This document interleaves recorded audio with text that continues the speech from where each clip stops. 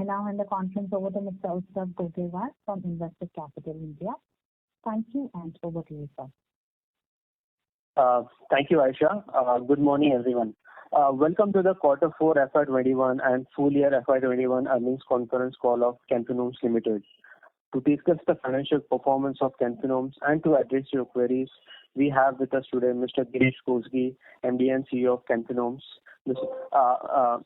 Shamila, Business Head, and Prashant Joshi, CFO of Can Fin Homes Limited. I would now like to hand over the call to Mr. Girish Kousgi for his opening comments. Over to you, sir. Good morning. Good morning to all the investors. Thanks for this call. At the outset, we feel extremely happy for the way we've done in Q4 and also for the whole year. It was a challenging year. After COVID wave 1, literally 2 quarters we couldn't do any business. We started business, as I mentioned earlier, also in last week of May, and quarter 1 we disbursed about 400 crores. Quarter 2 we did little more than double of Q1, 825 crores, and quarter 3 we did 1,105 crores. Quarter 4 we crossed 2,000 crores. Now this 2,000 crores is all-time high in the history of Can Fin. And all-time numbers we did in February, and March was far better than Feb. So Feb and March is our 2 high months in the history of Can Fin. Why I'm saying this is that I think there were a lot of concerns, in quarter 2, quarter 3 conference calls on the growth. And I always mentioned that, when we have an event like COVID, it's very important that we focus more on portfolio, that's asset quality, liquidity, and cost, because business would come in. It's only a decision point. When we press the accelerator, definitely business is going to come in. And I always mentioned that from Q3 onwards, we will show growth. And accordingly, Q3 we did well. Q4 was far better than Q3. Q4, if you see on a YOY, we grew by 44%. Sequentially, we grew by over 80%. If you look at the whole year, we are down by 20%. Right, and that's because we lost 2 quarters, and even third quarter was suboptimal, considering the COVID impact. Right.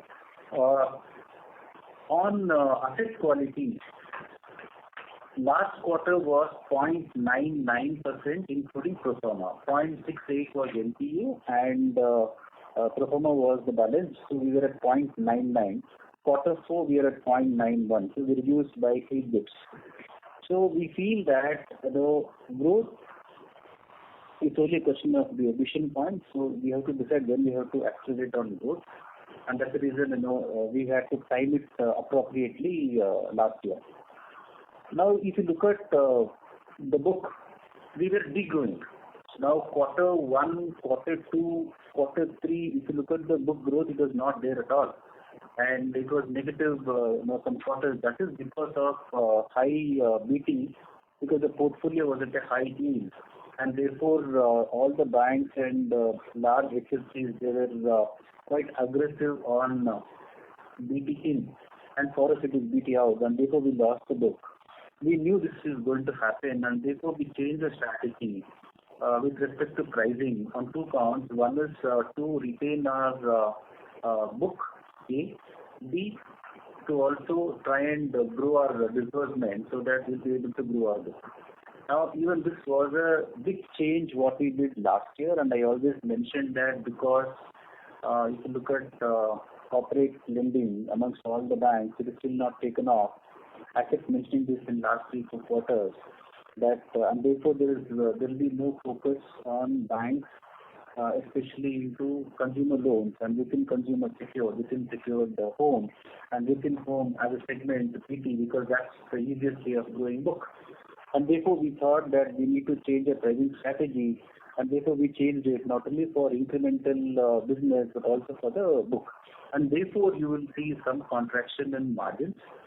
If you remember, I always kept on saying that for a profile like Can Fin, which is largely into affordable focusing more on salaries, no corporate exposure, no focus on high-ticket loans, no developer exposure for a company of this size. NIM of 3% instead of 2.4% is what we see in the long run. And therefore, when we want to grow, definitely it's a trade-off between profitability and growth.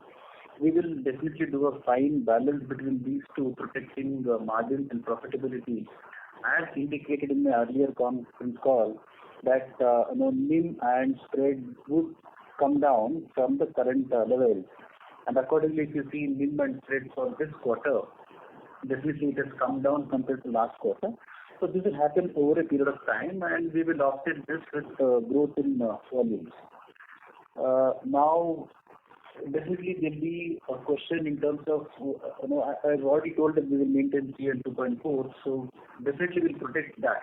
We will not go below that. We'll try to balance both business and this. Now, there might be certain questions which may come up maybe after some time with respect to our revenue. So definitely when we are aggressive on pricing and when incremental book is being sourced at a much lower yield, and some part of the portfolio is getting repriced because we want to retain our customers, definitely there will be impact on revenue because this is on the portfolio, not just on incremental. We did very well in quarter 4, but more so in February and March. So income won't be that high because we did only for February and March, hardly 1 and 2 months for quarter 4. And therefore, you will see that our revenue was quite low if I have to compare on a yearly basis. So whole of last year and the previous year. But however, if you look at the margin, both gross and net profit, we have improved. I think most important is that we had set aside 76 crores towards COVID. Now, out of 76 crores, we are holding 70 crores.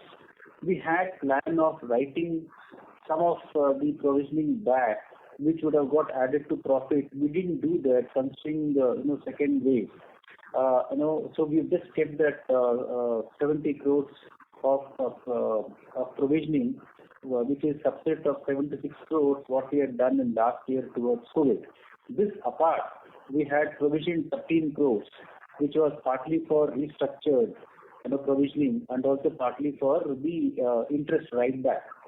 Right? So it was a conscious call, that we will not write back, though we had an option of writing it back in the month of March. Even if we had written it back, let's say, some amount of 70 crores, it would have got added to profit directly. In terms of market is pretty robust now because of second wave, because of lockdown in various states announced by various state governments. Definitely in last week or so, there has been some impact both on business and also on collections in most of the areas where we operate. And this is true for any company in financial space. So this is a quick brief on last quarter and the whole year. I would be happy to take any questions which you may have. Thank you very much. We will now begin the question and answer session. Anyone who wishes to ask a question may press star and 1 on their touchtone telephone. Just one request. I think I saw the time was from 11:30 to 1. I'm saying, so please extend, even if it is by 30 or 45 minutes, so that everyone gets a chance to raise their query and get response from us. Sure. Anyone who wishes to ask a question may press star and 1 on their touchtone telephone. If you wish to remove yourself from the question queue, you may press star and 2. Participants are requested to use handsets while asking a question. Ladies and gentlemen, we will wait for a moment while the question queue assembles.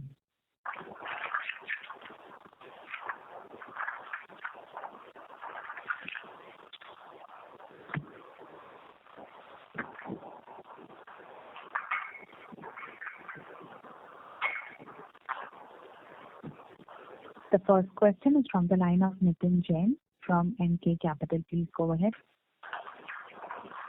Hello. Yes, please go ahead. Yeah. So just 2 questions on the cost to income ratio. So, have we restated the number for Q3? Because the earlier presentation says 13%, and now for December 20 it says 16%. And the second question on this on similar topic is, we've seen a significant jump in the cost to income ratio quarter on quarter. So, where do we see this stabilizing? Thank you.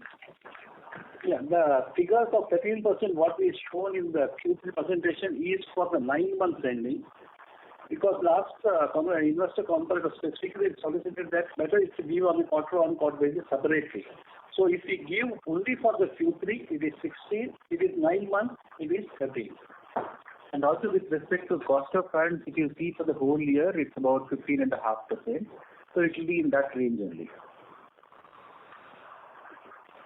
Yeah. And on the follow-up question, the jump quarter on quarter, where do you see it stabilizing?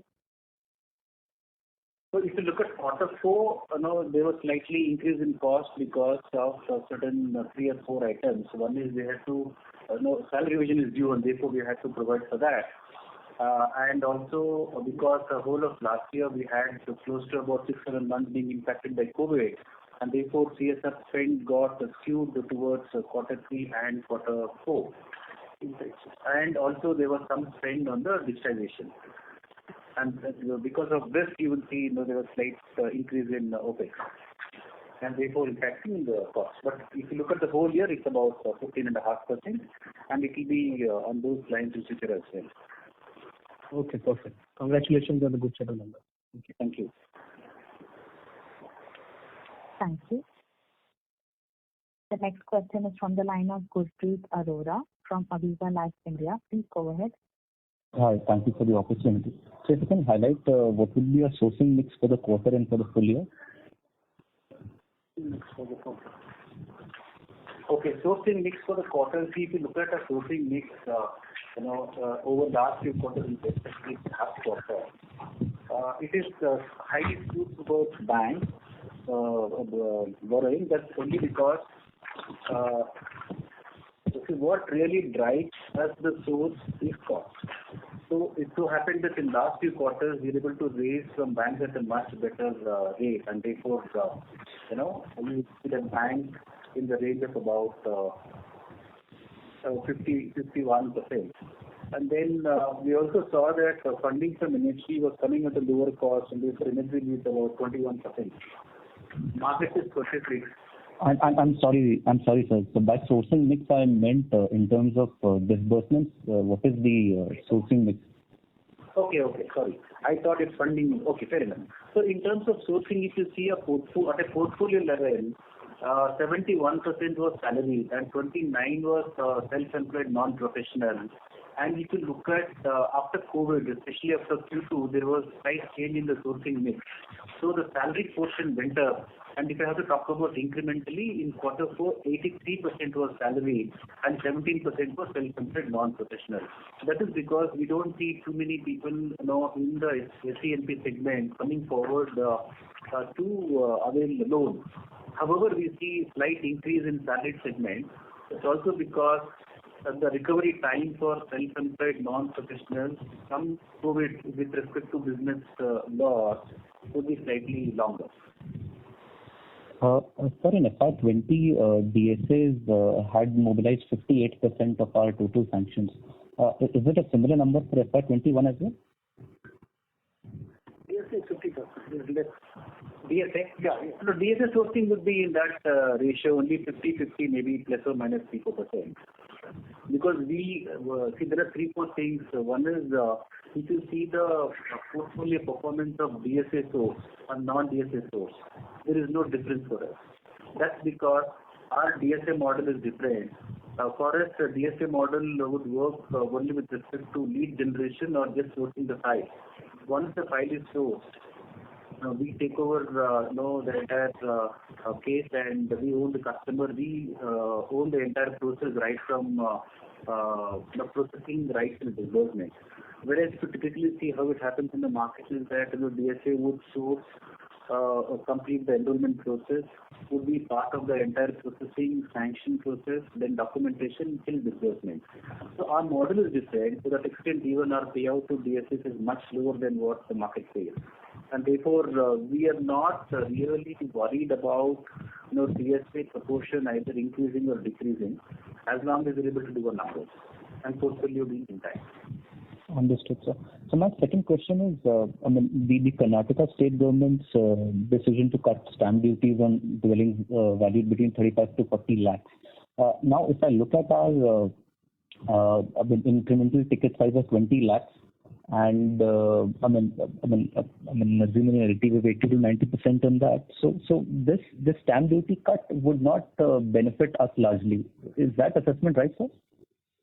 See, stamp duty cut, yes, it has definitely benefited. I think more than that, why there was increasing ticket size is because of our aggression and also because of our pricing strategy. So what happened was, when we became competitive with respect to pricing, we were able to compete with some of the big banks and get into newer segments. For example, focusing on business within city limits, earlier we were not. So I think that ensured that we were able to source better profile customers, slightly higher ticket loans, and therefore there was increase in ticket size. So that's fair enough, sir. So my question is that the Karnataka stamp duty cut is for units priced between 35 to 45 lakhs, and that's not our large target segment. Or if I can put it this way, if you can highlight what percentage of our portfolio can get benefited by this stamp duty cut. See, we are very diversely, we are diversified across geographies. So our business share from Karnataka is not very substantial. It used to be substantial about a couple of years back, but now we have many geographies contributing. So to that extent, the benefit would be little less, because if you look at the incremental sourcing, Karnataka would be in the range of about 20-21%. So the benefit also would be there to that extent. Because we are present in that space, affordable space. Fair enough. So my next question is on the OPEX side. This pertains to the OPEX side.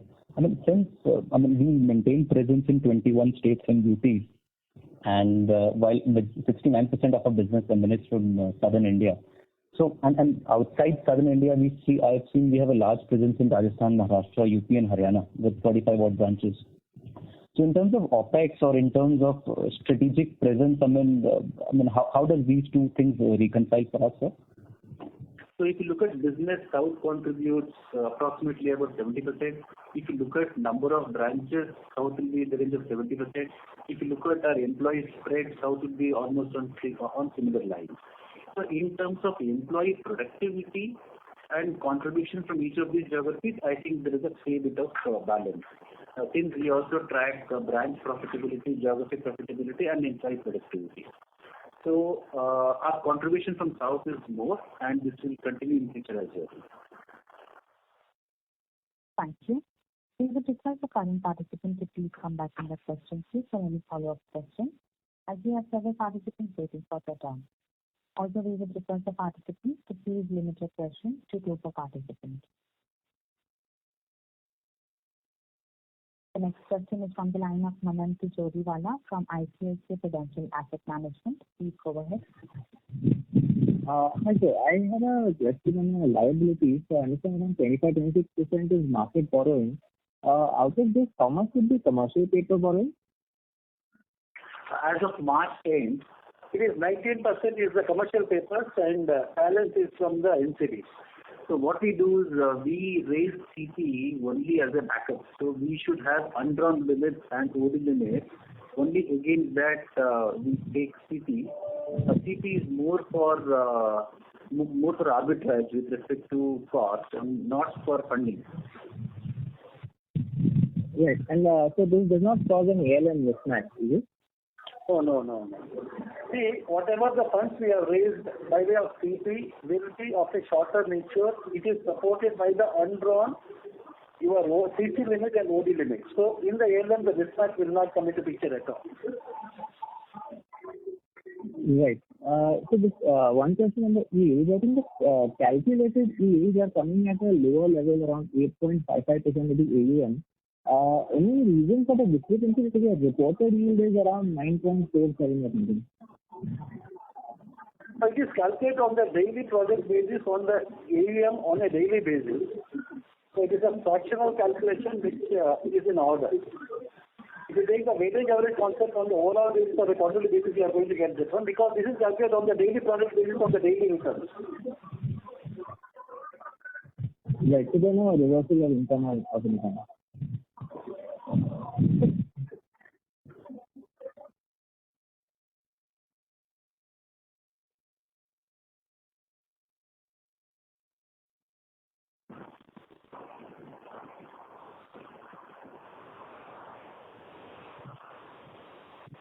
Hello.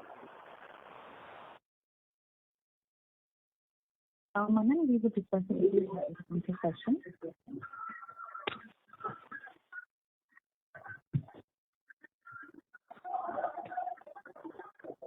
Hello, Manan, are you there? Yeah, I'm done with my question. We would request the management to please go ahead.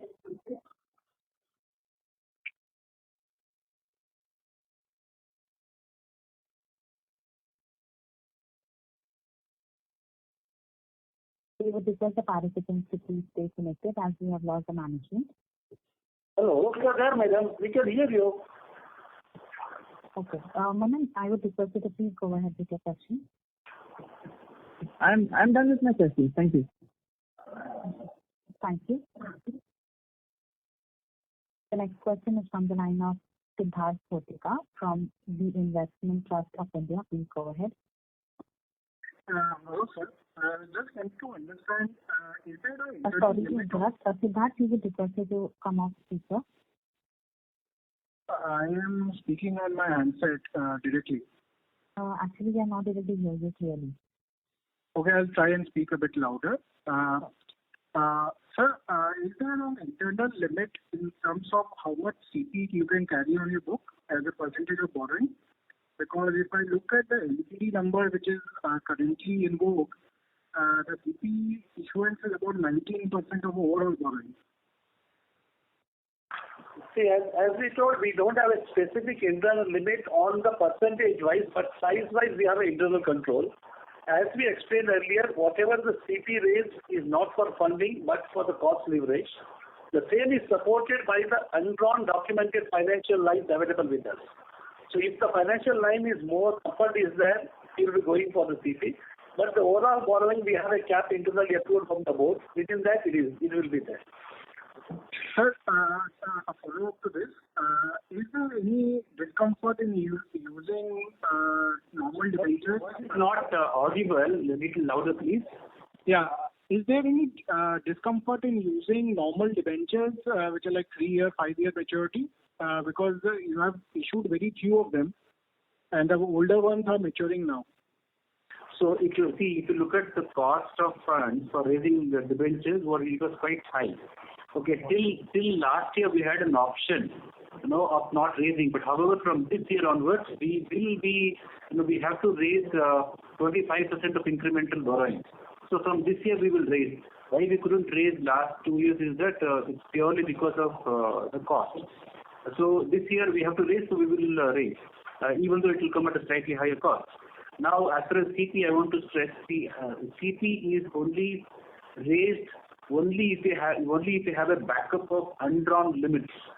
So CP is used only for cost reduction purpose, not for lending. We don't raise CP and lend because we are very high on liquidity, very high on liquidity. As of now, we are covered for next 7 to 8 months, and at any given point in time, we will have 7 to 8 months of liquidity. During COVID time, we had 1 year, and now we are at about 7 to 8 months. So we are very high on liquidity, and therefore, since we have huge undrawn limits, we try to reduce the cost by raising CP. Okay. Sir, if I can slip in one more question. What is our back book yield on advances, and that now the incremental advances that we are lending at, rates that we are lending at? Okay, the yield is 9.49%. Spread is 2.78, limit is 3.69. Now, incremental cost of funds is 4.5%. This is for quarter 4. And yield is 7.32. Yield is 7.32. 2.78% is the price for the incremental borrowing over incremental lending. Okay. Thank you, sir. I'll get back into this. Thank you. The next question is from the line of Rahul Maheshwari from Ambit Asset Management. Please go ahead. Yeah. Good morning. Am I audible? Yeah, your voice is breaking. Is it fine now? Yeah, it is better. Yeah. First of all, hope all well is at your end and your team during such time. So, two basic questions, sir. As you mentioned that the yield strategy, I think so 2 quarters back, you had planned to make NIMs at 3% plus and spread at 2.4%. And during these 2 quarters, the balance transfers were very high, looking at the yields where it is today. Are you at an incremental yield at 7.32% where you have said, in current quarter, what could have been the balance transfer as a rate as compared to the strategy when you started at that time? What was the balance transfer rate at that time and now, and what are you witnessing in the April month and going forward, sir? Are we stabilized in terms of balance transfer for a time being? This is my first question. I'll ask later on second question.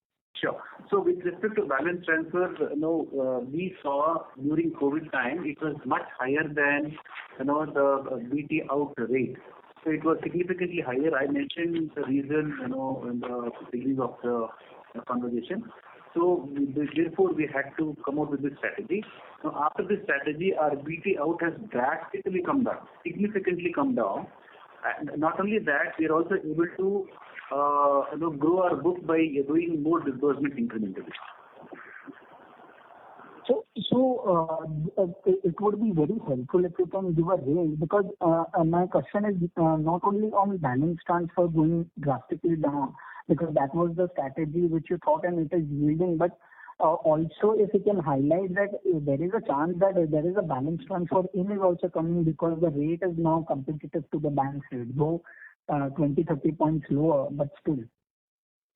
So just to give you a number, we used to be in the range of 250 crores BT out. It is only BT out during COVID time.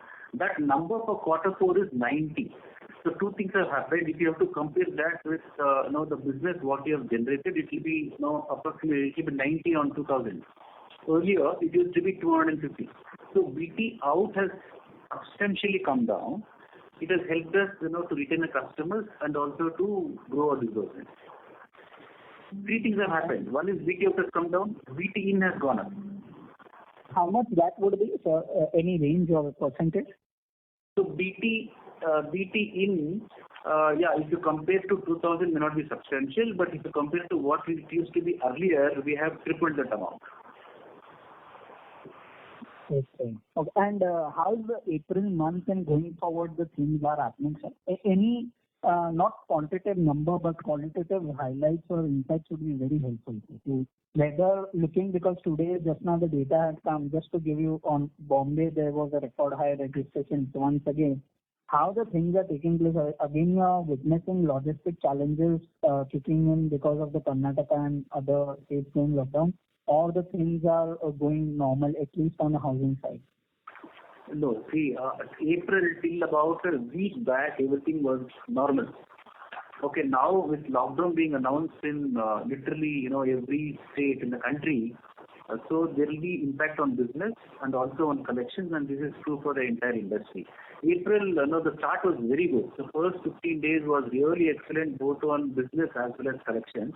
I think once the lockdown started, definitely, because the SROs would be closed because these are announced the state government, so nowhere SROs are open.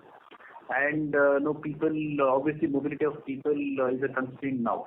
So definitely in April, there will be hit on business and also on collections. I think the good part is that we had significantly covered in the first 15 days of April because of pent-up demand. We'll have to wait and watch how May would pan out. But as I mentioned earlier, so with respect to business, it's only a question of time. And with respect to collections, the efficiency might be lower, definitely lower, and this is true for everyone. Even I've been interacting with most of the HFCs and banks which are largely into housing. So April definitely would have some impact. It all depends on how May and June would pan out. But yes, As I told you, it's only a question of time to get back your collection efficiency in place and also business in place. So, sir, business for 15 days, as you mentioned, that the things were normal and at a good health. So, in last 15 days, from 100x as an index, it might have gone down to 90 or 80x as an index level in terms of the business. I didn't get a second question. So the first 15 days was not normal. It was abnormal, substantially high business we did. Okay. After they was lost. Later 20 days, suppose if you did 100 business on first 15 days as an index on overall basis, the fall has been 20-30% in later half of 15 days of April. So if I have to do a April to April comparison, the fall would be, yes, you are right. It will be about 30%, yes. Okay. And sir, last question, sir. As you mentioned that the strategy is very good on a growth side and it is to be competitive and all that. But how you look it on a profitable basis? Because now at a lower yield, how the ROA of 2.2%, whether it will kick in through your cost efficiency or the other parts which is driving the source, or we shall take a new normal of ROA at a 1.82%, as you mentioned on a NIM side of 3% and the spreads. So how it happens on the profitability side? If it would be very helpful if you can give that figures, that guidance or overview also. So this strategy is not long term. This strategy was required, because there was stone on the book. Now we have reversed, not just reversed, we have disbursed highest ever number in Q4, and also Q3 was very good. So this is a short-term strategy. This may last for another maybe 2 quarters or 4 quarters or 6 quarters, depending on till when the strategy is required to be executed. The reason is very simple.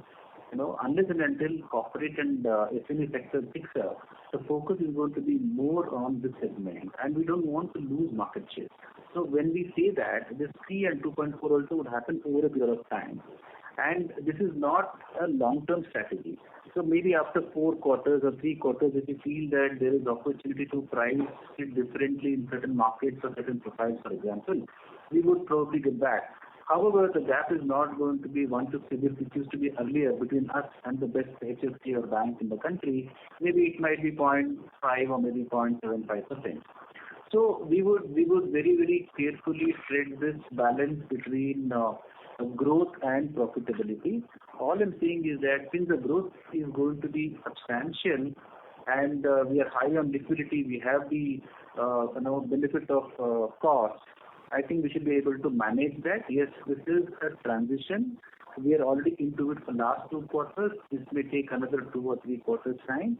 I think there you'll know maybe at the end of 3 or 4 quarters time, you will find that everything is falling in place. So maybe in short term there might be some impact on the margins and therefore profitability. I think with increase in volume that will offset. And also because of our OPEX coming down to a certain extent, it's not going to reduce drastically, but yes, definitely to a certain extent our OPEX also will come down because the employee productivity and business per branch should go up. And sir, data question: how many employees? If it is mentioned in PPT, I'll do it. How many employees we have? We have close to 1,000 employees. Thank you. We would request the current participant to please come back in the question queue for any follow-up questions, as we have several participants waiting for their turn. The next question is from the line of Ritika from Ocean Dial Asset Management. Please go ahead. Hi, good afternoon, sir. Thank you for the opportunity.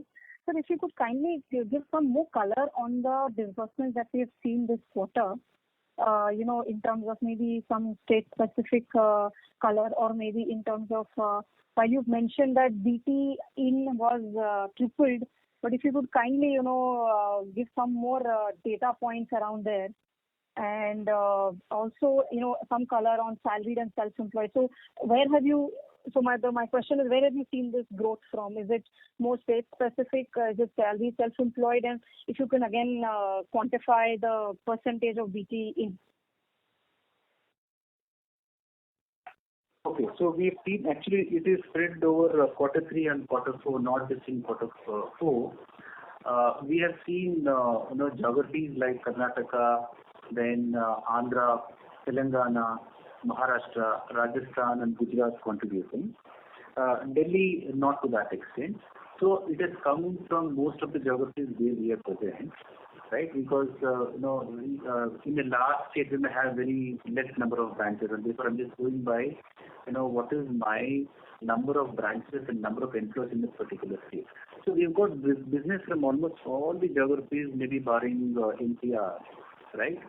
So in terms of segments, we've seen salaried increasing from about 71% to about 83%. That is the impact of COVID wave 1. So this may continue. So we would see that going forward also about 80 to 82% would come in from salary and 18% from self-employed, at least for next 3 to 4 quarters. Which means in a way the risk could be lower because salary would give us better portfolio quality. And if you have to look at segments, for example, within builder, I think builder share has increased. We funding for apartments, which used to be 25% on portfolio. I think incrementally that has increased because now we are competitive, and because we are competitive, lot of new segments have opened up for us. So today we are able to probably try and fund to a customer who wants to buy from a Cat A builder, which probably wasn't possible 4 quarters back. So I think these are 3 or 4 things from where we've got this kind of growth. And in terms of BT, yes, BT out has drastically come down. BT in has increased. And you can see in quarter 4 our incremental book growth is more than 1,000 crores. So that this number we used to do probably in 9 months or 10 months earlier. Now we've done in 3 months time. So there's been substantial positive impact on BT out and BT in. Sure, sir.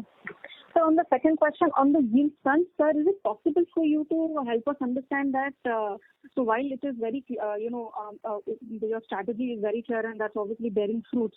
Some more color around that, this compression in yields that we've seen on a quarter-on-quarter basis, how much would have been because of repricing the back book and how much would have been because of, lower incremental? Is there a way we can get some color around that?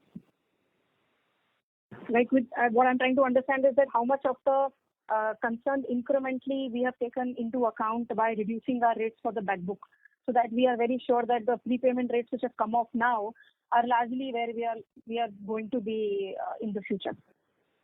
So, for example, if you see this pricing strategy, is in vogue last year for about 5 months. So we just started in the month of November till March. So it's about 5 months, right? So if you see the impact, at least the first 1 year or so, so the impact in margin contraction will be largely from the repricing out of the portfolio than incremental business. So what will happen after 1 year? Because if you look at any company, 80% of portfolio would be last 3 years sourcing. So at a portfolio level, we are at about 42% of portfolio is repriced. Sorry, sir, 42? 22. 22, sorry. Okay, 22. I'll come back. Okay, sure. Yeah, sure. Sure, sir. I'll come back, yeah. Thank you. Thank you. The next question is from the line of Pranav Gupta from Aditya Birla Sun Life Insurance. Please go ahead. Hello. Yes, please. Yeah. Hi, sir. Good afternoon, and thanks for giving me an opportunity. So I have 2 questions, both on the margin front. So firstly, you spoke about this strategy of going aggressive on pricing to get growth, largely driven by the fact that banks are aggressive in this space now. And, you see this strategy subsiding once banks also have other avenues to grow. Just wanted to understand, sir, that, given the current context, a lot of banks have seen a lot of pain in the unsecured book, and they are talking of incrementally doing more of secured loans, and especially the housing space. Say if this strategy from the bank does not, come off and they continue to be aggressive, how do we look at the margins on a more longer term basis, probably 2-3 years? That is the first question. Okay. So assuming that we feel that in next year or so, I think it should get back to the situation which was pre-COVID. So if that happens, then we would get back to our earlier way of doing business. Maybe the gap may not be that much. Assuming that it may take a little longer time, let's say next 2 or 3 years time, for banks to really pull off focus from mortgage, then we would you will see margins being slightly lower, more than 3, more than 2.4 on minimum spread from campaign on a large volume. So I think it locks it there.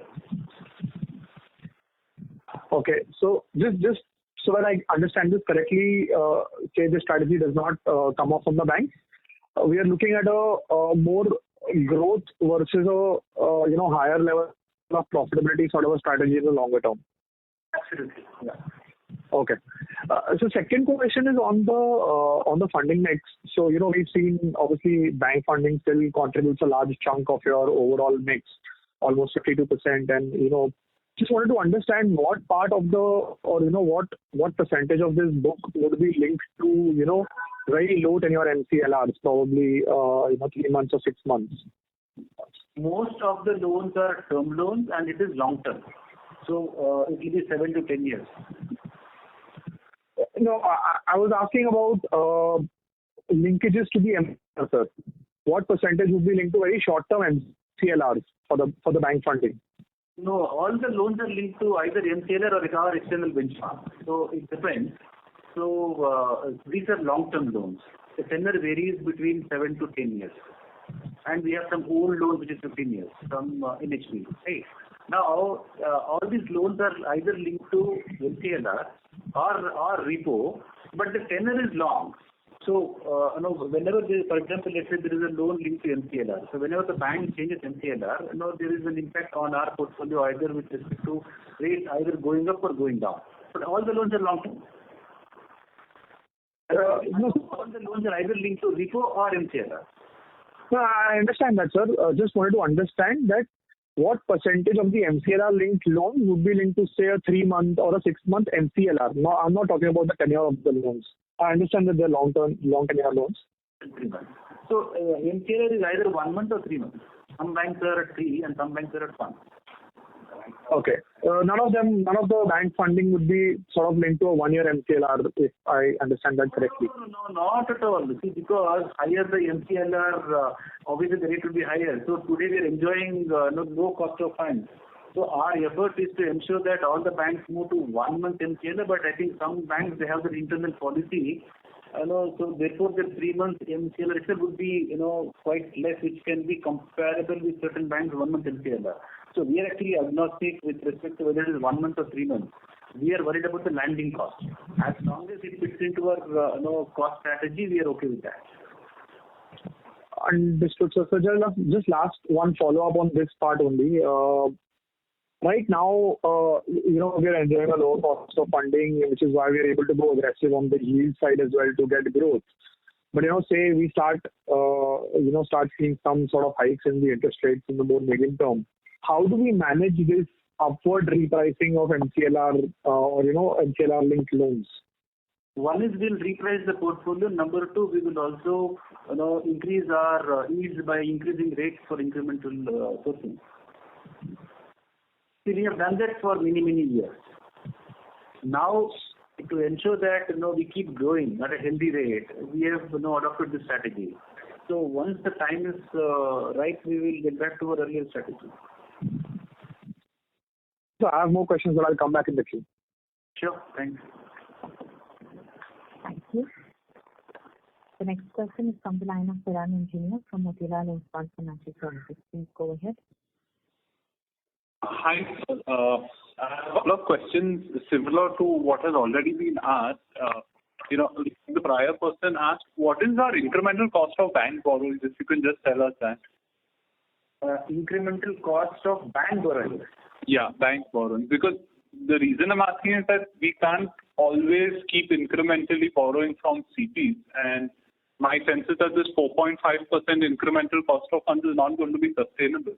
So if you can just guide us as to what your incremental cost of bank borrowing is, that will be helpful. The incremental borrowing from banks is about 5.5. Okay. So I again want to reiterate, for benefit of all of us. So the way we leverage, by raising CP is only as a backup. For example, if I'm raising 500 crores of CP, I should have 500 crores of unutilized limit in my OD. If I don't have, I will not raise CP. So we don't use CP for funding. We use CP only for cost reduction. Correct. No, I agree with that, sir. And the second question is, what percentage of our back book, or rather, over the last 2 quarters, how much have we reduced yields on the back book? So, for example, if you see our portfolio cost of funds was in the range of 8%, now it is 6.87. So incremental is 4.5 cost of funds. On portfolio it is 6.87. So we have repriced most of the loans. No. Oh, sorry. I meant, when I said loans, I meant your loans to customers, home loans, LAP, etc. In the last 2 months, our incremental loans have been at 6.97, but in the back book, how much have we repriced them downwards over the last 2 quarters? Our incremental is now not 6.95. We have increased the rates from April. Now it is 7.25. So, for different, probably it's different. So we've actually increased the rates from April onwards, right? So if you look at last 2 quarters, definitely, it was an offer. So our rack rate was different, and we had an offer for a limited period, and therefore that would have an impact on the margins for 1 year, and then it will get repriced to the rack rate. So if you see the impact wouldn't be much. So I think I'm not being clear. My limited question is, say the loans that were originated 1, 2, 3 years back, have they been repriced down to, the rate of 7.25 also, or are they significantly higher than that? No, as I mentioned, at a portfolio level, 22% of the portfolio is repriced. And 22% of portfolio is repriced. At what rate, it depends on what is the risk rating of the customer and what is the type of product. For example, if it is self-employed customer with high risk, the rate may not be 6.95. The rate could be 7.5. Got it. So we have repriced 22%, but all 22 is not at 6.95. That's the question. All 22% of portfolio is not repriced at 6.95. That's the answer. I hope I was able to clarify your doubt. Yeah, no, now it does. So then what is the risk when the remaining 78% also slowly reprices? And given the fact that we don't have much downside benefit on cost of funds anymore, I think cost of funds have bottomed out. Do you think there is a risk that our incremental spreads actually come below 2% compared to the guided range of 2.4? No, we would not. I think that is what I have mentioned. So if the rate starts increasing, then the BT out pressure will come down. Okay. We would not face that challenge at all. Then we also would try to reprice loans on the higher side. Okay, got it. That's all from my end. Thank you and all the best. Thank you. Thank you. The next question is from the line of Abhijit from Sundaram Mutual Fund. Please go ahead. Thanks for taking my question. Sir, I have 2 questions. First one is, I'm asking a very, very near-term question. If the current restrictions, economic restrictions or activity restrictions were to continue, Do you think any changes to underwriting policies will happen from banks and institutions like Can Fin, in the sense any tightening? Also, second point is on the same thing. If the demand from borrowers were to recover, in your opinion, will there be some reluctance till the time situation were to normalize in terms of business activity coming back? Will there be any reluctance from the lender side to sort of source these loans and also sanction or disburse? What's your opinion? Very, very near-term question. Thank you. And I have one more question to follow up. Yeah. Sure. So, if you see after COVID wave 1, we had not changed anything to the policy, but we had tightened up process. So what we had tightened, that we have restored it back. Now, we will see if it requires to again tighten the process after the second wave, we would do that. But that would not, impact customer either with respect to eligibility or the loan tenure. So it could not impact at all. See, the only thing is we will do certain little more due diligence on the customer. So it would not really impact. So if demand is back, we'll be able to grow our business very well. And because of COVID second wave, if the lockdown continues, the impact is going to be for us, which is true for the entire industry. So just to clarify, even if the demand from borrowers were to be back, there might be some reluctance, until the activity comes back. So which we have seen already, because self-employed as a mix has come down, so salary has increased. So we feel that it will continue for another 3 to 4 quarters. Till we are completely out of COVID, we will see this trend. So what we are trying to do, our decrease in STNP share, we are trying to cover that by increasing the share in salaries. Sure. So second question, sir, is on the incremental loans which are getting sourced, how is the credit profile of these borrowers versus the ones which you have raised before the competition from the banks intensified? So the book which we were losing earlier, now we are not losing that kind of book, right? Yeah, we lose, but the number is very small. So the profiles, obviously, it ranges from very good to average kind of customers. So it is a mix of all the three, because since there was pressure due to COVID, and otherwise generally BT out will be only good set of customers. But this time we have seen a trend that it is not just very good customers. It is very good, and average. When I say very good, customer repayment track record is excellent. When I talk about good customers, you can see 1 or 2 bounce in last 12 months. When I say average, you can see those kind of cases either getting into SMA 0 or 1 once in last 12 months. So we have seen little change in last 1 year that BT out was in all these 3 buckets. Sorry, sir, I'll let you just repeat the question.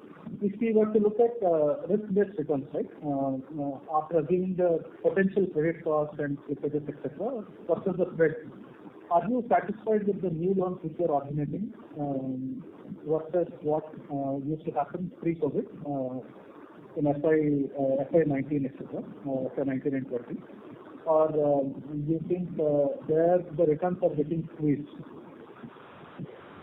I will be happy if my investors are happy. So basically, it's a call. I need to balance.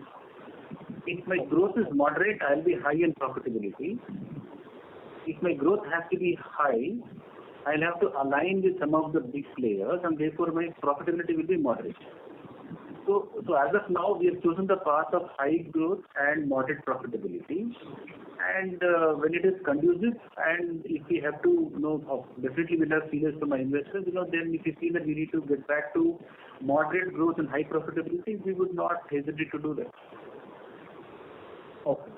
Sure, sir. Just one last question, sir. Sorry for this. Can you comment on the collection efficiencies in April in the early trend? Any concerns you are having on the collection efficiency? I would not be able to give the numbers, but yes, collection efficiency compared to Jan, February, March, April was less, definitely less. This was also true in quarter 1 and quarter 2 of last year. So I think April collection has come down. So we should see how this will be in May. And this is true for all the companies. You must be hearing this all over.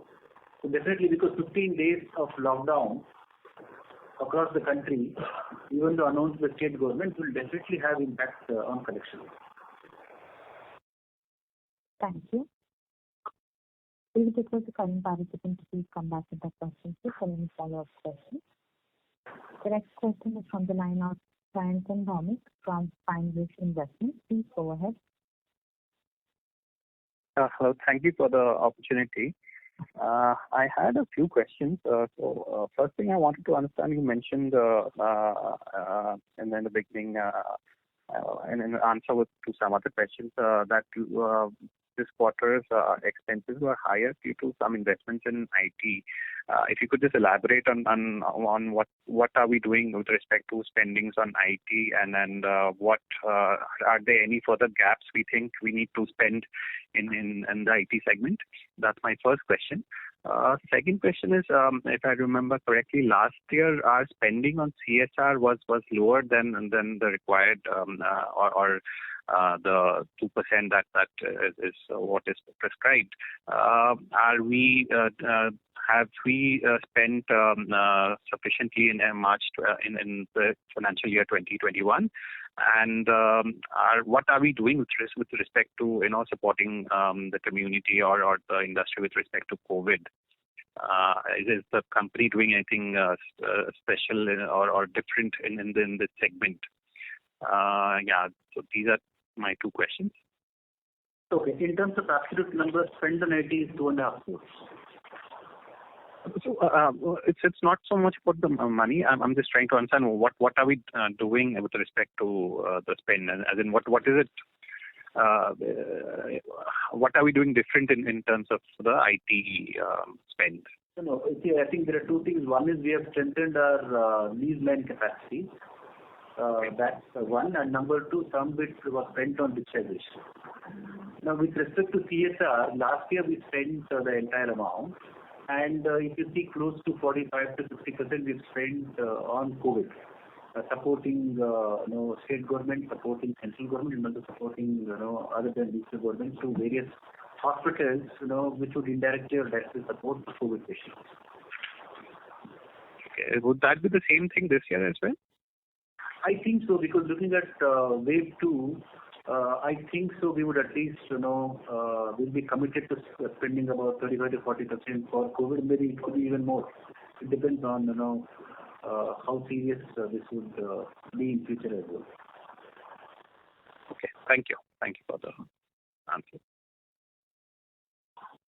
Thank you. The next question is from the line of Sanket Chheda from B&K Securities. Please go ahead. Hello. Sir, my question was that as of last quarter, our overdue accounts, other than the NPAs, were about 400 crores. So where that pool stands, it has reduced from there? Generally, we don't share details less than 90 DPD. All I can say is that you have seen for last 1 year, during COVID, after COVID, how our asset quality has changed, right? And we also last time in last couple of conference calls, we also give you an indication as to what is the total delinquent pool, of the industry given a certain mix. All I can say is that we are the lowest, and we will ensure that we will maintain our asset quality going forward as well. Sure, sir. So my next question is on growth again. Not particular to quarter 2 or 3. What would be our growth trajectory for say next 3-4 years? Are we looking to continue at that 18 to 20% run rate? And within that, question on our yields or margins on which we are adopting this. त्याने तुमच्या कॉलला होल्डवर ठेवला आहे.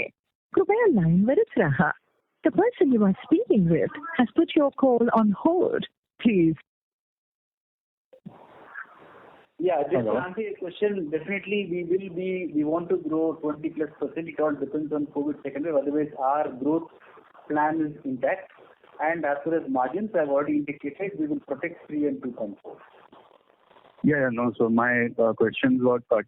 On margin, I was asking that whether the cost of funds goes up, it is likely to go up systematically. So on relative basis in HFT space, our cost of funds are now almost identical to HDFC and much lower than all the other HFCs.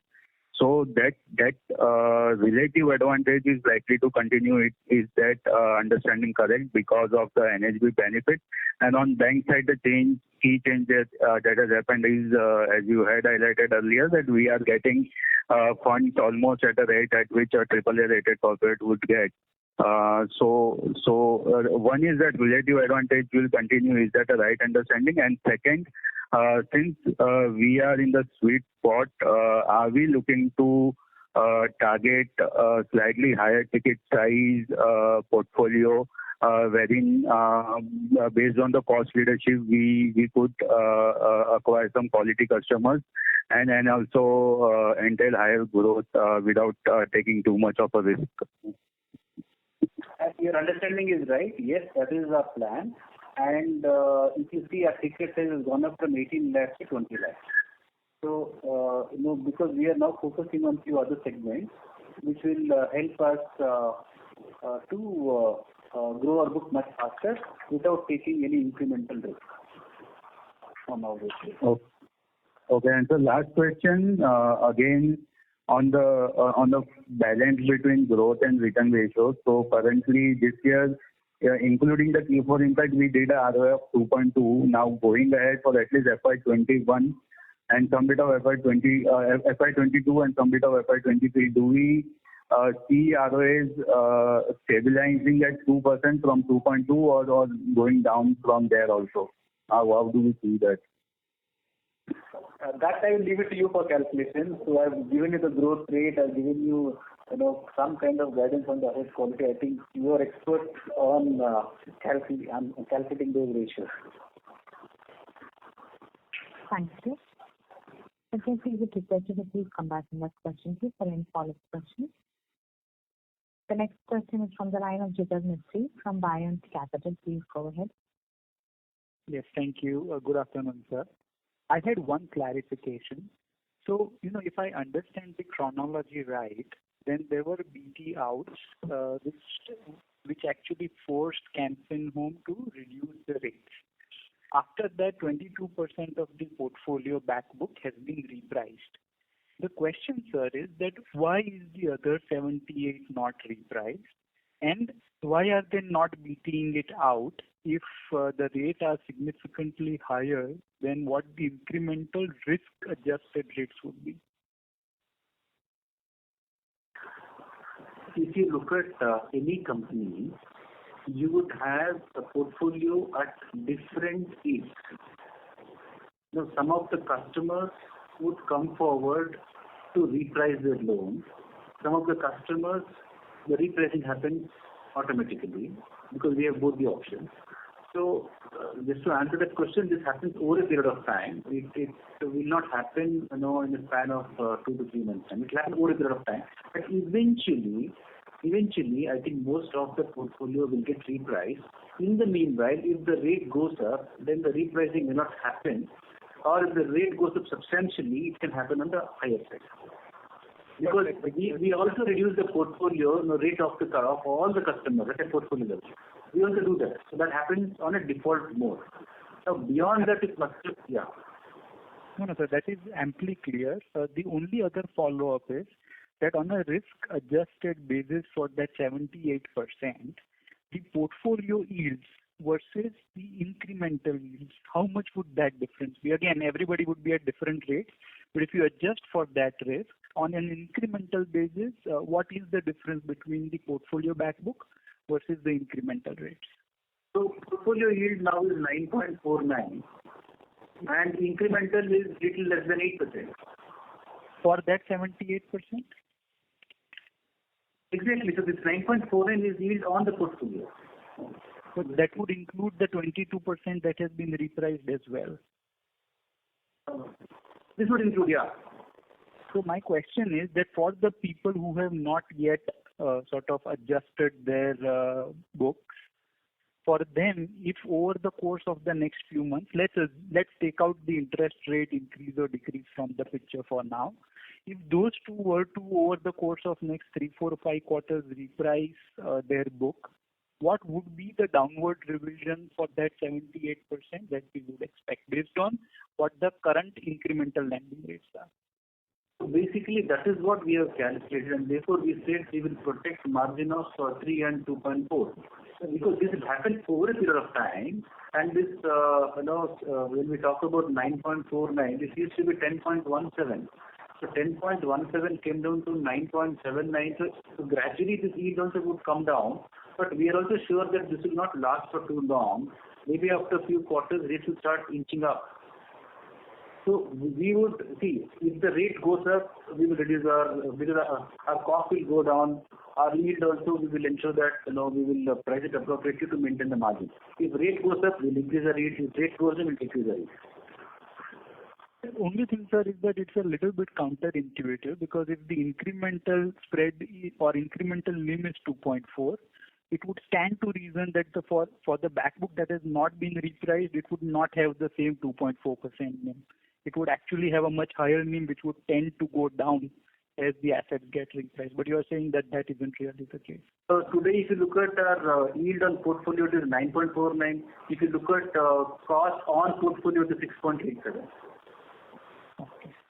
All right. So thank you for that. We have this trick to track even going forward.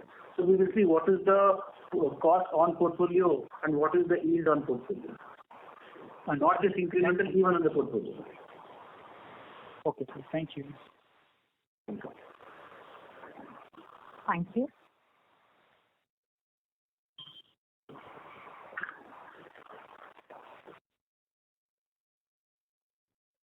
The next question is from the line of Nirmal Bari from Sameeksha Capital. Please go ahead.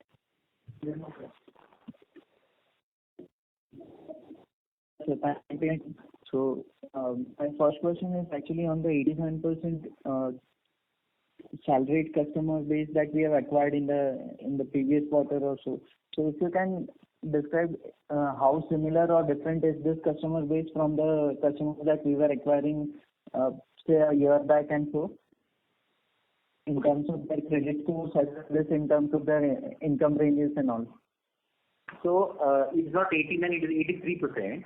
83% was from salary incrementally in quarter 4. So if I have to compare the profiles, earlier we were sourcing salaried customers from private and government whose average income was in the range of 40 to 42,000 per month.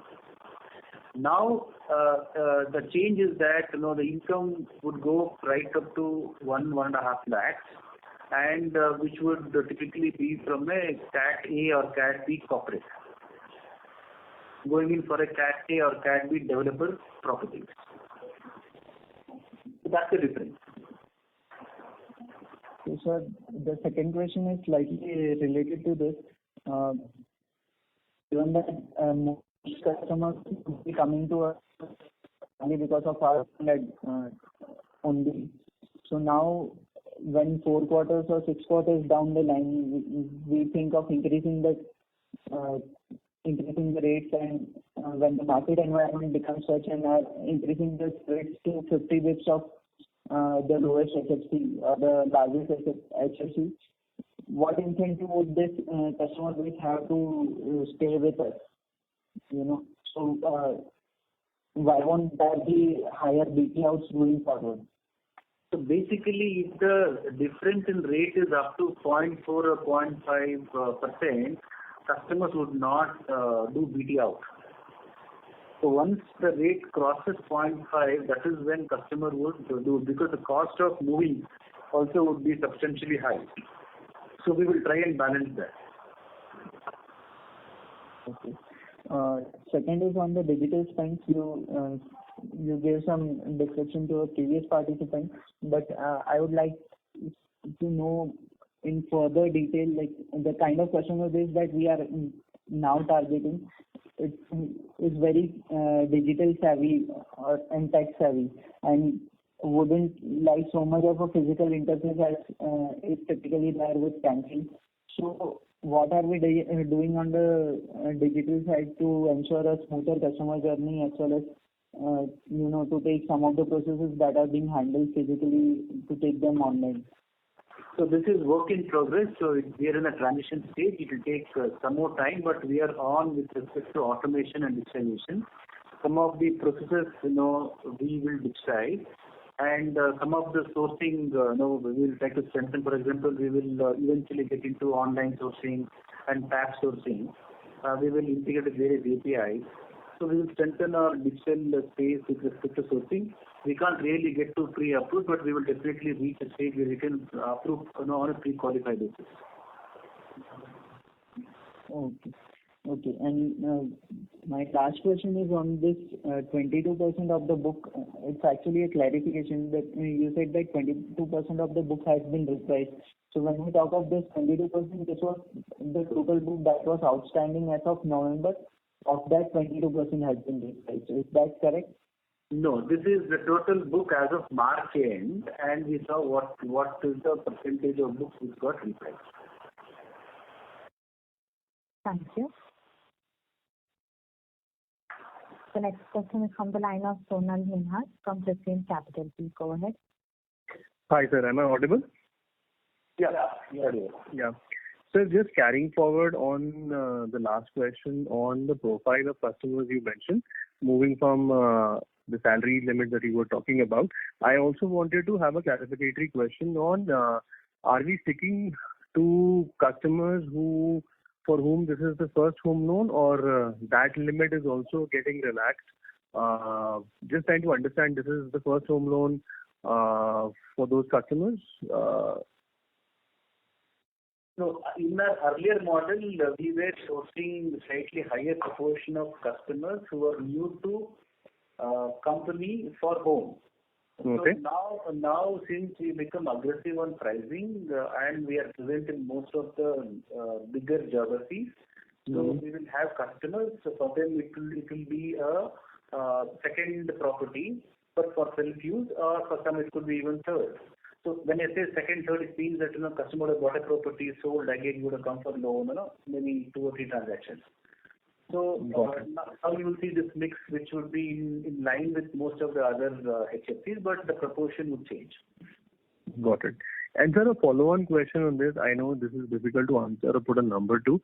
Earlier in our earlier model of 15-18% growth, we used to be in an NPA of gross NPA of around 0.5% and an ROE of I think north of 18%. Risk adjusted. I just wanted to know, is this 0.5% now would be tending to more 1% if I were to look at 1 year, 2 years down the line, and our yields would be higher and hence the ROEs would remain in the same range? Just maybe because there will be some internal calculations on strategy on what would this lead to in 2-3 years from an NPA perspective, from an ROE perspective, just trying to understand that. See, since we are into secured and especially mortgage, we have various legal recourse, right? It's only a question of timing. So, to answer your question, will we be able to reach to our earlier NPA levels? The answer is yes, maybe with an exception of 10 to 20% being higher. But it's a question of time, because maybe in next 3 years' time, any company for that matter would be at about 20-25% higher than the earlier NPA levels. Got it. Okay. Why I'm saying this is that it also depends from company to company. It also depends on how well you are secured. See, because now when we underwrite, we predominantly look at 2 things. One is customer capable. One is capability, and second is what is the collateral value. Now, there is some kind of hit on capability because of COVID. Right. However, as long as you're covered on the property value side, so eventually the company would not make any loss, and therefore I'm saying it's only a question of time. And if the company gets into legal recourse, then company will be able to recover most of its loan. Got it. Assets, and therefore I said that you will see a spike of 25% from the earlier levels, and this could be true for any company, right? Got it. And so just from an organization perspective, because I think these are, if I may just generalize this, these are territories where you've not operated in the recent past. Is your mid to senior level management geared to, first of all, manage this kind of a growth and also understand from a process perspective what is the risk involved in this? Because I think we all love what Can Fin has achieved in the last, I think, 7-8 years. Just trying to understand from bottoms up perspective that what is it that is happening from a bottoms up perspective? Have you recruited somebody who understands this business of giving loans to, let's say, somebody who is a second property owner, third property owner, or giving collaterals, maybe some more top-up loans? So there is a little bit of a different mindset that is required. I understand. So I just want to understand that from an org perspective of you. What has happened inside in terms of key people or org changes? So if you look at this change is not now. This change has started about 1.5 years back. Okay. Now it only accelerated because of a change in pricing strategy now. Got it. Okay. When we talk about employee mindset to deal with profile of customers, so we can broadly, bucket this into 3 buckets. So one is, in the up-country locations, could be tier 3 or 4. Kind of cities. Number 2 in main cities within the city and in the outskirts. So, for example, let's say a city branch manager would be competent enough to deal with high-profile customers, onboard, customers into a fold. And similarly, branches which are in the outskirts or branches which are in small towns would have a profile, such that they'll be able to deal with those kind of customers. So basically, it all depends on the seniority and maturity of the branch managers to deal with these kind of customers. So our hiring strategy also is aligned to our sourcing strategy. Got it. Okay, so that is the transition that you were basically talking about for the last 1.5 years you've been doing it. Yeah. And so just, I think you mentioned that you are aligning yourself more to what your investors want you to do. I think maybe that was, I just picked it up in the call. Just want to know, what is the reason for this transition? Is this something you see your turf being questioned and hence you've moved on, been on the call for the last 1.5 years? Just trying to understand, to be very honest, little bit provocative also, why listen to investors? Like, it's your business, you running it, why listen to investors at all? I think investors are usually very short-term oriented in their mindset, so including us. So why have that mindset at all? I think just trying to understand why do it at all. So basically, we believe in adding value to our customers and investors. Now, from investors' point of view, I think there should be value accretion, quarter on quarter or maybe year on year. If that has to happen, definitely company has to do well. And when we say company has to do well, company has to do well on increased, regularly increasing the book. So we found that whatever investors, certainly gave us feedback, there's a lot of value in that. And before we align to that, definitely we also want to add value to our customers. And it is, sorry, you continue. There is no, there is nothing called as a good model or a bad model, right? Okay. It all depends. For example, a company with a yield of, let's say, 14% or 15% can afford to have 2.5% of NPA. Yeah. A company with a yield of, let's say, 9%, can't afford to have more than 1% of NPA, right? Yes. So there's nothing called as good or right or wrong model. But we thought, as a company, we were short of growth.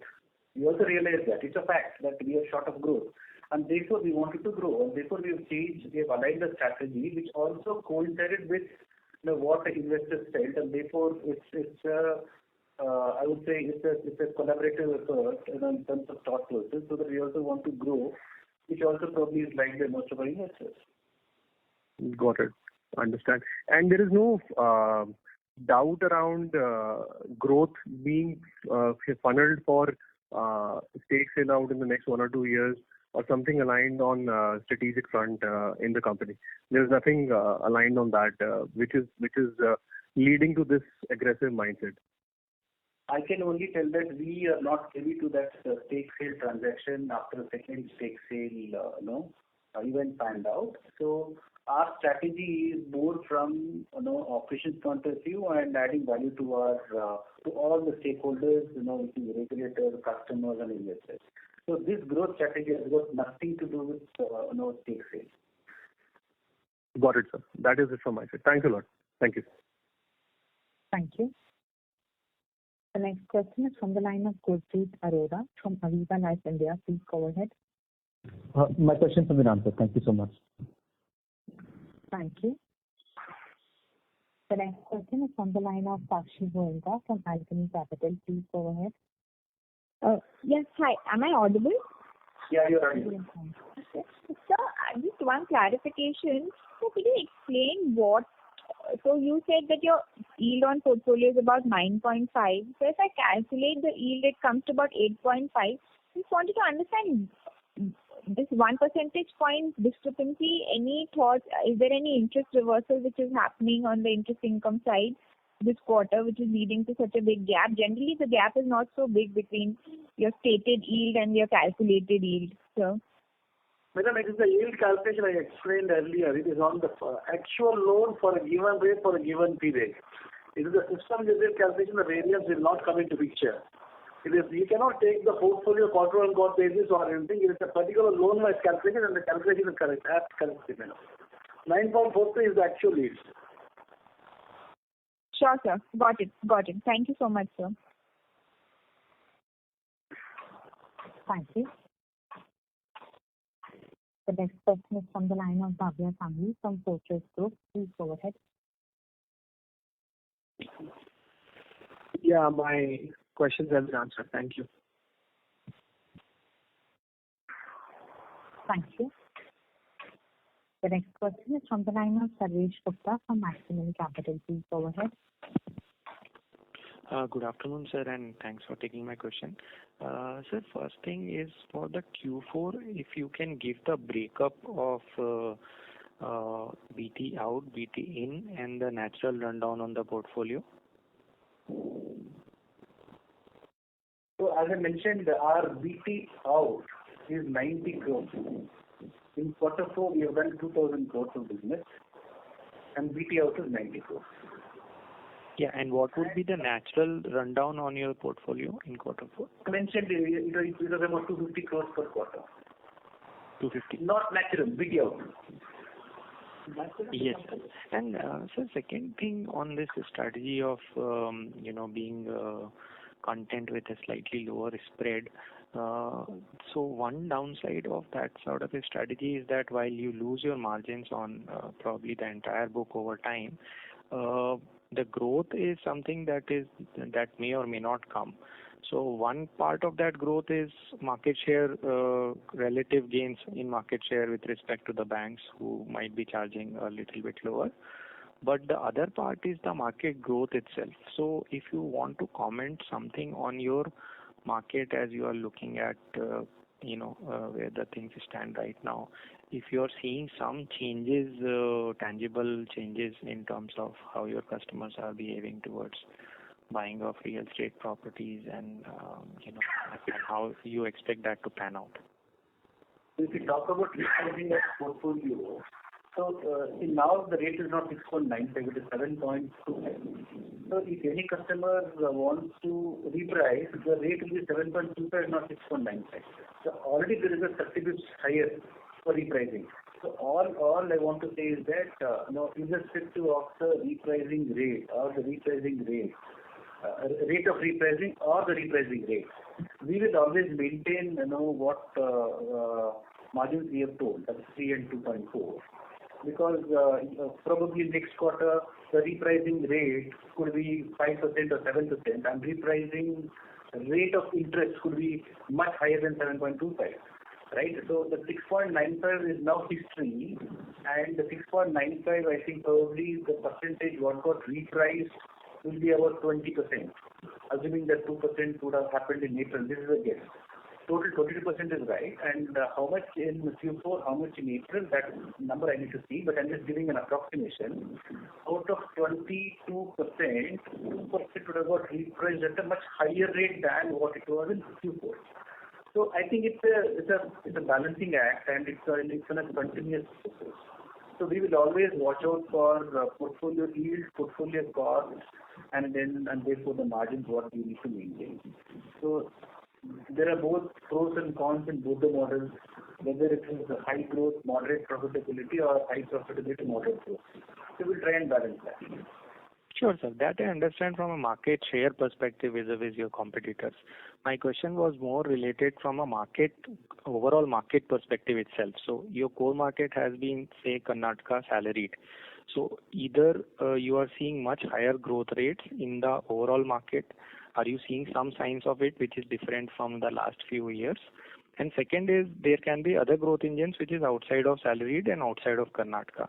So are you seeing some more traction, or you have some strategy to sort of tap outside of your core segment? So wanted color on the market perspective, not from a market share perspective, which is dependent on how you price your loans.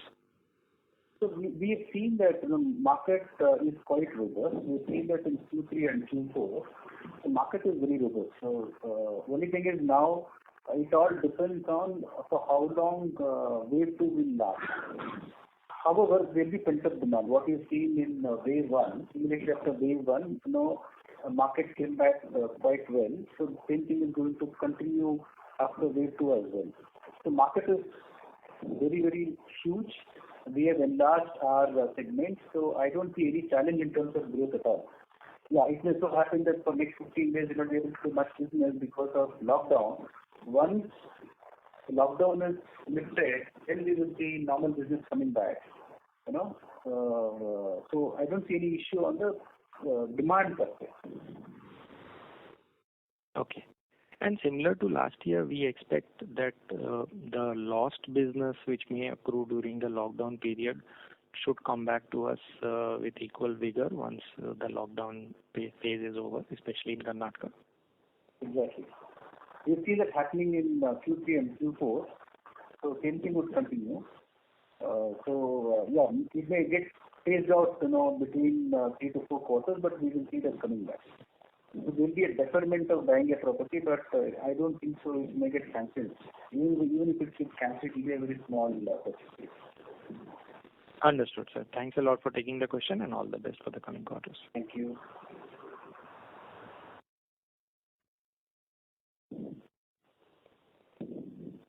Thank you. The next question is from the line of Gaurav Jani from Centrum Broking. Please go ahead. Thank you for taking my question, sir.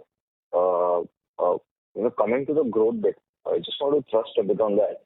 So if you look at the disbursements from FY 18 to 20, we typically did about 5,500 to about 5,700 crores, also factoring in the sort of lost disbursements that would have happened in FY 20, right, in the last 15 days of March.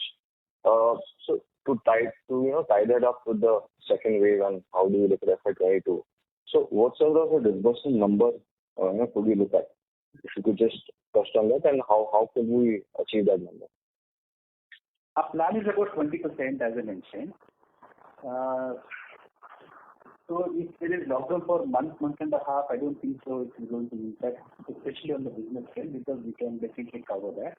If it lasts beyond 1.5 months, then probably there will be, slight moderation in the number. So you mean 20% on the original base, right? No, 20% I'm comparing with not last year, because last year was not normal. Last year. Last year. Perfect. So last question is on the stage 2 numbers, although obviously you mentioned that you cannot disclose the numbers, but has it trended lower than, for example, FY 20? I mean, the annual report mentioned about a 6% number. So has it gone lower than that? I'm not very sure where the 6% came from. All I'm saying is that the collection efficiency in April is definitely lesser than March, lesser than February, lesser than Jan.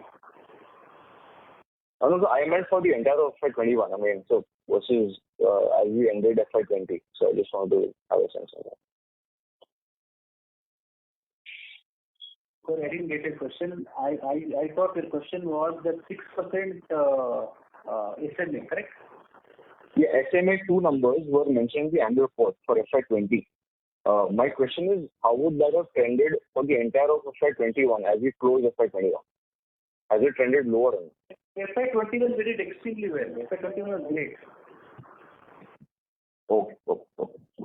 Got it. Thank you. See, that also reflects in our GNPA number. So compared to Q3, which was 0.99, it came down to 0.91. Okay, got it. Thank you. Thank you. We take the last question from Avinash Panavade from Dalal & Broacha. Please go ahead.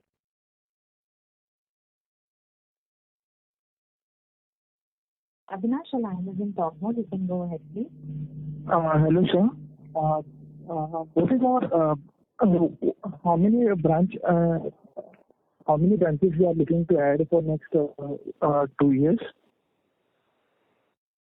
I think every year we have planned to add about 15 branches. So maybe this year we'll add more because last year we couldn't add what we had targeted. So you can take the number as about 18 to 20.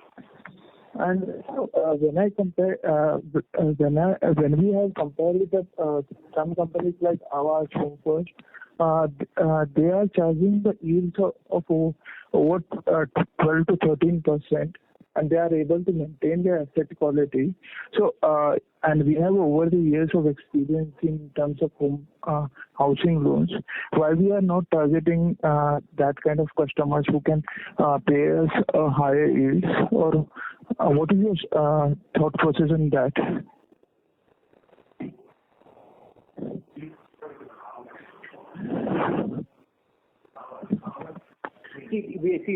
Basically, our customer profile cannot be compared with the company you mentioned because our mix is different, and for salaried we assess based on documented income. So we take payslip, we take bank statement, we take IDR. As far as non-salaried is concerned, we go by only declared income. So it is not an assessment model. So these two are not comparable.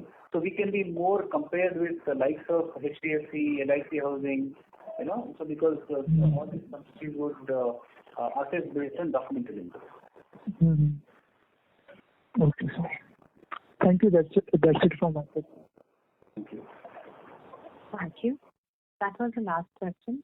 I would now like to hand the conference over to Mr. Utsav Bhogewal for closing comments.